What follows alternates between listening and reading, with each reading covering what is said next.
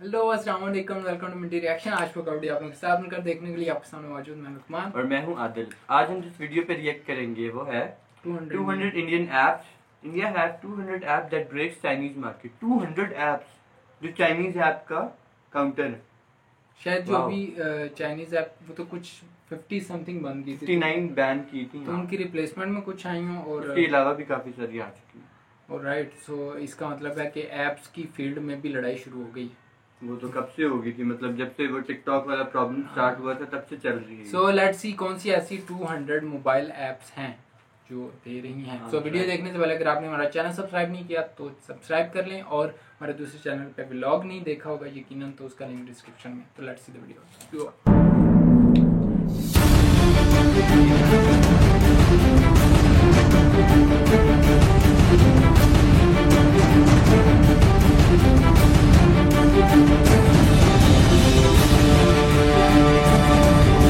दोस्तों, भारत ने 59 चीनी ऐप्स को बैन करके चीन के मुंह पर करारा तमाचा लगा दिया है।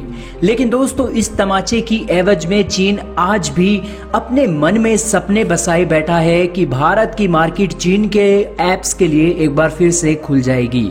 लेकिन दोस्तों, ये चीन का सपना ही है जो कभी भी अब सच नहीं हो सकता, क्योंकि भारत सरकार के प्रमुख IT सेल के प्रमुख रविशंकर प्रसाद जी ने इसकी पुष्टि आज कर दी है। दरअसल दोस्तों, भारत के IT मिनिस्टर रविशंकर प्रसाद जी ने आज कहा है कि चाइना अब बिल्कुल भूल जाए कि उसकी देश की कंपनियां आज भारत में काम कर सकेंगी, क्योंकि दोस्तों 59 चीनी ऐप्स के बैन लगने के बाद भारत के अंदर 200 नई एप्लीकेशन का जन्म हो चुका है, और ये 200 नई एप्लीकेशन आज चीन की 59 चीनी ऐप का ही वर्जन है, और ये वर्जन भारत का ही वर्जन है, जिसके जरिए भारत का डाटा भारत के अंदर ही सिक्योर होगा और भारत की जनता उन्हीं 59 चीनी ऐप्स का वर्जन, इन 200 ऐप्स का इंडियन वर्जन इस्तेमाल कर सकेंगी।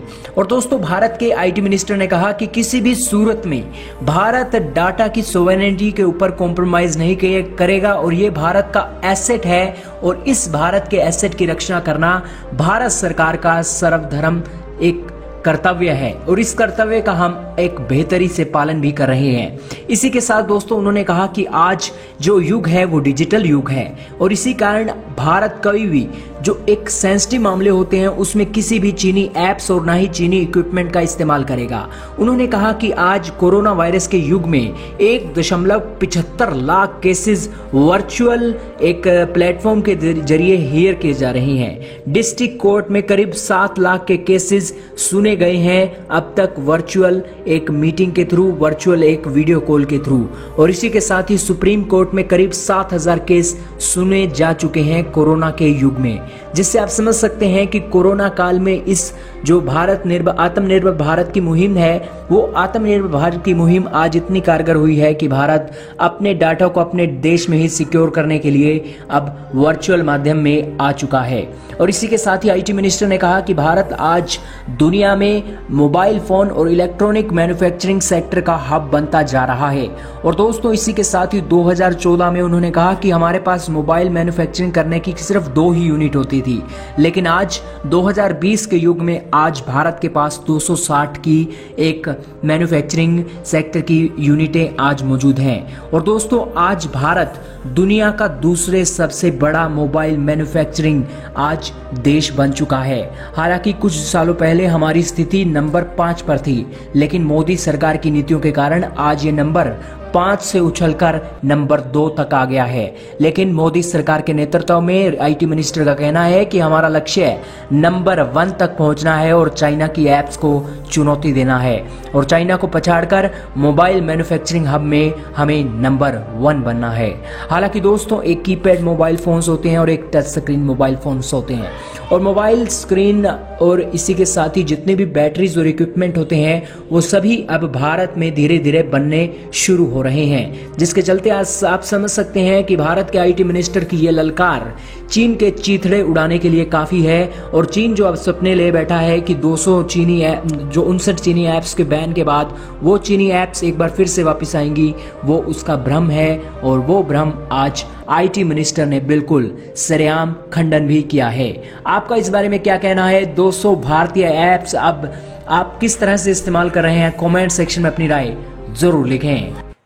राइट, तो this is another very good news for India. 200 apps बन रही है। सबसे इम्पोर्टेंट बात जो मजे की थी वो ये कि इंडिया में ये फैक्ट्रीज लगना शुरू हो गई। सारी जो चीज़ें मोबाइल से रिलेटेड बैटरीज वगैरह वो सारी इंडिया में बनना शुरू हो गई। ये तो मैन्युफैक्चरिंग काफ़ी पहले की मेन जो वीडियो का पर्पस था मेरे ख्याल से वो 200 ऐप्स थी जो in the replacement of 29 apps आई हैं। तो 59 ऐप्स, सॉरी, डिपेंडेंसी खत्म की है। हाँ एग्जैक्टली। तो वो तो ऑब्वियसली एक असल में उनमें से कुछ ऐप्स थी जिनका यूज़ बहुत ज़्यादा था।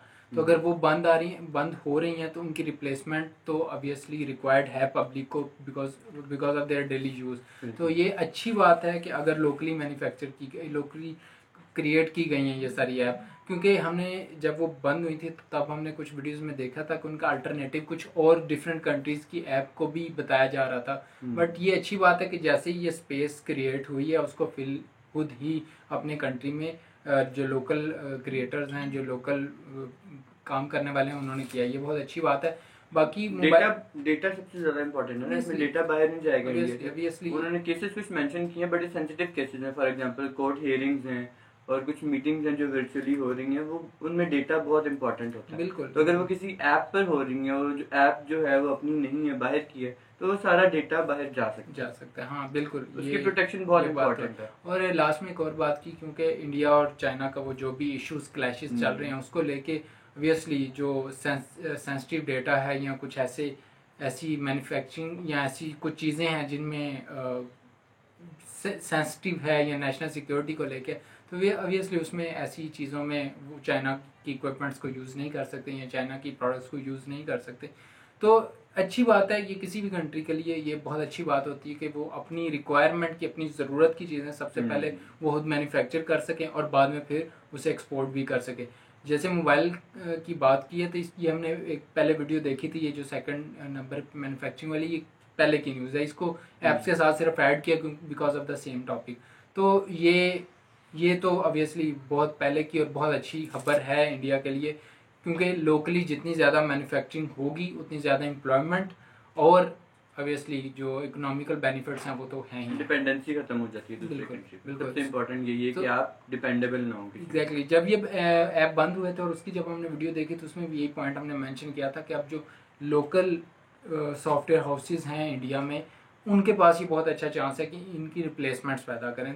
तो ये बहुत अच्छी बात है कि अब तो 200 ऐप्स बनाई गई हैं लोकली जो इनकी रिप्लेसमेंट कर सके, और ये अच्छी बात है। और ये सिर्फ इसकी नहीं, जितनी भी सिर्फ चाइनीज़ ऐप की नहीं, इसके अलावा जो बाकी डिफरेंट कंट्रीज़ की ऐप चल रही हैं उनकी भी रिप्लेसमेंट लोकली बननी चाहिए।